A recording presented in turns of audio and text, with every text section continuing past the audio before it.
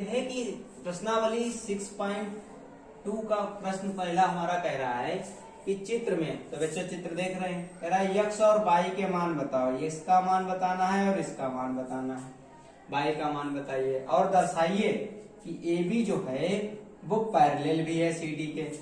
तो देखो, अगर बच्चों देखो कि ये एक सीधी लाइन है, इस पर खिंची हुई है और इस सीधी लाइन पर ये दो कोण बना रहे हैं, तो रेखिक युग्म बना रहे हैं। तो आप लोग जानते हैं कि रेखिक युग्म जब बनता है तो उन दोनों का योग कितना होता है, 180 होता है। तो x प्लस 50 डिग्री अगर हम करें तो ये कितना आ जाएगा, 180 डिग्री। कोई पूछेगा क्यों, तो आप लोग कहना कि रेखिक युग्म बना रहा है। कैसा युग्म बना रहा है, रेखिक युग्म बना रहा है। तो रेखिक युग्म में यही होता है कि दो कोणों का योग रेखिक युग्म जो होता है वो 180 अंश के बराबर होता है। इसलिए देखो बच्चों, x और 150 को जोड़े, केवल 50 को जोड़ेंगे 180 अंश आएगा।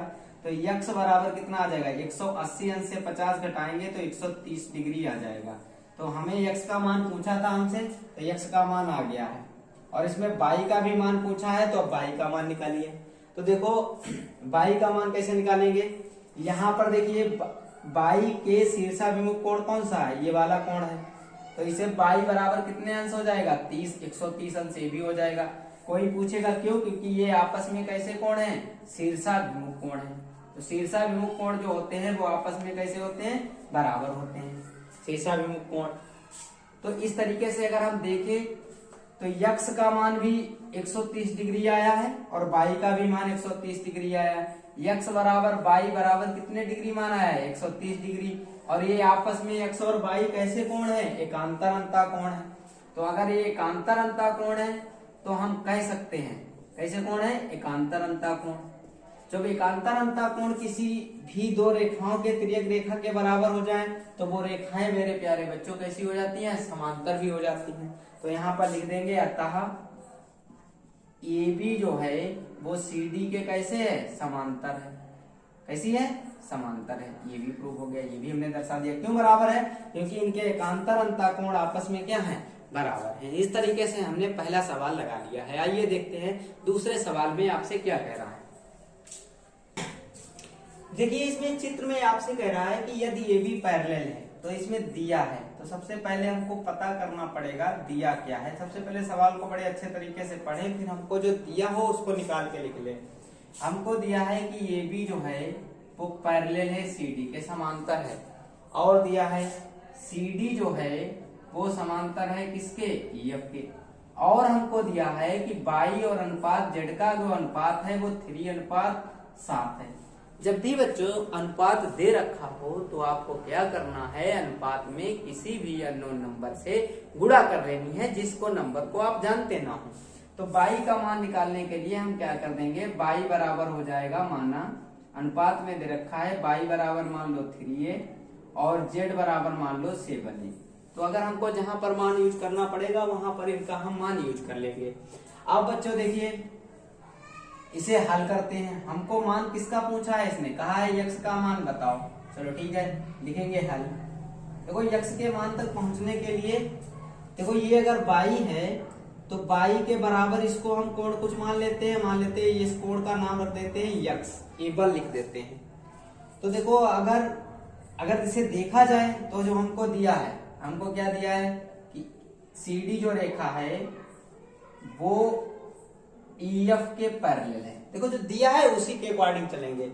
अगर CD वाली रेखा EF के समांतर है तो इनके संगत कोण संपूरक होते हैं। तो कौन कौन से कोण संपूरक होंगे, एक और z को अगर हम जोड़ेंगे तो कुल मिला के हमको क्या मिलना चाहिए, 180 अंश मिलना चाहिए। क्यों, लिख देंगे कि संगत कोण जो होते हैं समांतर रेखाओं के, ऐसे लिखेंगे, समांतर रेखाओं के संगत कोण बराबर होते हैं। संगत कोण संपूरक होते हैं। कैसे होते हैं, संपूरक होते हैं। संगत कोण कैसे होते हैं, संपूरक होते हैं। ठीक है, तो कोण एक का मान देखें तो एक y के बराबर है, इसलिए y प्लस z बराबर कितना हो जाएगा, 180 अंश हो जाएगा।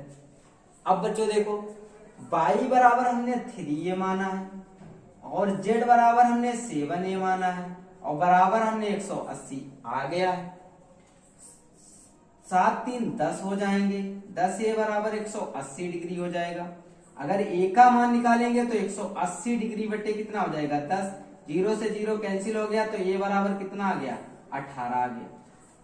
जब a का मान 18 आ गया तो हम अगर z का मान निकालें यहां से तो z बराबर 7 इंटू a 18 आ जाएगा। 18 और 7 की अगर हम गुणा करें,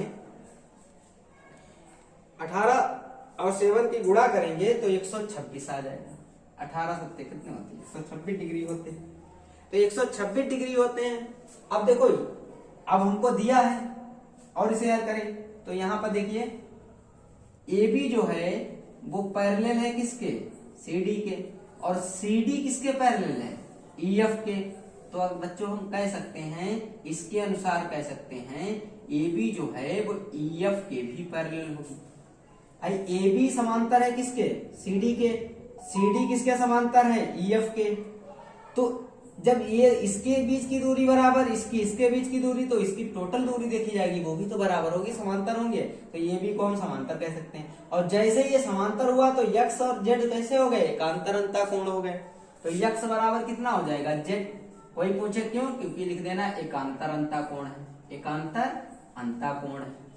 तो एकांतर अंतःकोण है तो इसलिए बराबर होंगे, z का मान हम निकाल चुके हैं कितने डिग्री 126 डिग्री। तो यही इसका क्या हो जाएगा हल हो जाएगा। तो इस तरीके से मेरे प्यारे बच्चों हमने दूसरे प्रश्न को भी हल कर लिया है।